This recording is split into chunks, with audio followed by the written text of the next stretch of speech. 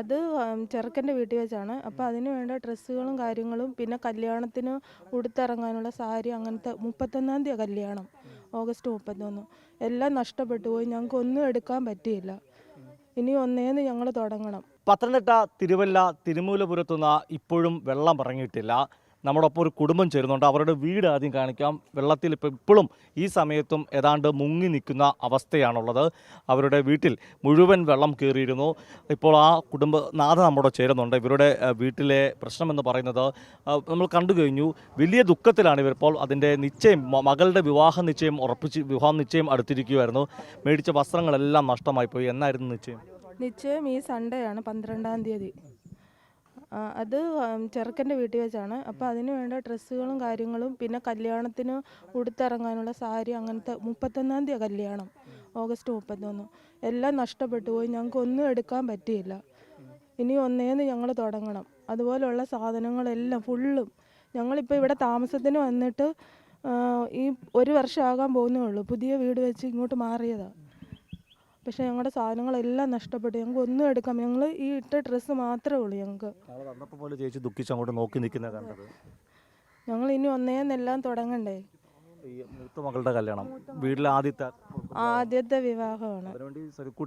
കൂട്ടി എല്ലാം പോയി. അന്ന് ഈ വെള്ളം കയറുന്നതിൻ്റെ തലേദിവസമാണ് ഞങ്ങൾ പോയി എല്ലാം എടുത്തിട്ട് വന്നത്. പക്ഷേ രാവിലെ ഞങ്ങൾക്ക് ഒന്നും എടുക്കാൻ പറ്റിയില്ല. പെട്ടെന്ന് എനിക്കാണെങ്കിൽ ഇങ്ങനെ വെള്ളം ഒരുപാട്, എനിക്ക് ഇയർ ബാലൻസിൻ്റെ പ്രോബ്ലം ഉള്ള ആളാണ്. വെള്ളമൊക്കെ കാണുമ്പോഴത്തേക്ക് തല കറങ്ങി താഴെ വീഴും ഞാൻ. പിന്നെ പെട്ടെന്ന് എങ്ങനെയാലും ഇവിടുന്ന് പോകണമെന്നും കൊണ്ട് പെട്ടെന്ന് ഒന്നും ചെയ്യാൻ പറ്റിയില്ല. ഒന്നും എടുക്കാനും പറ്റിയില്ല. പിന്നെ ഏട്ടനെ ഓട്ടോ ഓടിക്കുക. ഞങ്ങൾ കൂലിക്കാണ് ഓട്ടോ ഓടിക്കുക. മറ്റൊരാളുടെ ഓട്ടോ ഓടിക്കുമ്പോൾ അതിൻ്റെ തുകയെ കിട്ടത്തുള്ളൂ ദിവസം പ്രതിദിനം അല്ലേ? നമ്മൾ കൂലി വണ്ടി ഓടിച്ചാണ് ഉപജീവിതം കഴിയുന്നത്. കാരണം ഒരു ദിവസം ഓടിക്കഴിഞ്ഞാൽ ചിലപ്പം 1000 രൂപയ്ക്ക് പോലും നമുക്ക് കിട്ടുന്നില്ല. കാരണം ഓണർക്ക് 350 കൊടുത്തു കഴിഞ്ഞാൽ പിന്നെ നമുക്ക് വീട്ടിൽ കൊണ്ടുവരാനൊന്നും കാണത്തില്ല. പെട്രോളിൻ്റെ വിലയും ഡീസലിൻ്റെ വിലയൊക്കെ അനുസരിച്ച് നമുക്ക് ഒന്നും കൊണ്ടുവരാൻ കാണത്തില്ല. അപ്പം കഴിഞ്ഞിടയ്ക്ക് 2 ദിവസം മുമ്പേ ഞാനിവിടെ ക്യാമ്പിൽ ചെന്നപ്പം അവിടെ അവർ പറഞ്ഞു ഇവിടെ കിടക്കുന്നവർക്ക് മാത്രമേ ഉള്ളൂ ആനുകൂല്യങ്ങൾ, അല്ലാത്തവർക്ക് കൊടുക്കത്തില്ലെന്ന് പറഞ്ഞു. ഞാൻ ചോദിച്ചു അതെന്താണെന്ന് ചോദിച്ചപ്പോൾ പറഞ്ഞു അത് ഇവിടെ വേറൊരു ഇഷ്യൂ പോയിട്ട് ഒരു കാര്യമില്ല.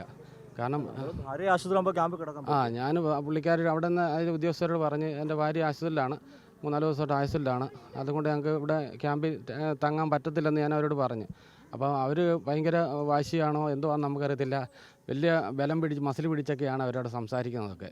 അത് ഞങ്ങളുടെ വില്ലേജ് ഓഫീസർ ഇങ്ങനെ പറഞ്ഞു, കൊടുക്കല്ലെന്ന് പറഞ്ഞു. ഇവിടെ കിടക്കുന്നവർക്ക് മാത്രമേ ഡ്രസ്സൊക്കെ പോയി എന്ത് ചെയ്യും? ഡ്രസ്സും കാര്യങ്ങളും എല്ലാം കംപ്ലീറ്റ് ഞങ്ങളുടെ പോയി. ഇനി ഒന്നേ തുടങ്ങണം എന്നുണ്ടെങ്കിൽ ഇനി എന്തോ ചെയ്യണം. ഞങ്ങൾക്ക് ഇപ്പം ഒരു പിടിയും കിട്ടാതെ നിൽക്കുകയാണ്, ഒരവസ്ഥയാണ്. കാരണം കൂലി വണ്ടി ഓടിക്കാൻ നമ്മളിപ്പോൾ എന്തോ എവിടെ ചെന്നുണ്ടാക്കാൻ ഇത്രയും സാധനങ്ങളെല്ലാം കൂടെ ആണ്. ലോൺ എടുത്ത് വെച്ച വീടാണത്.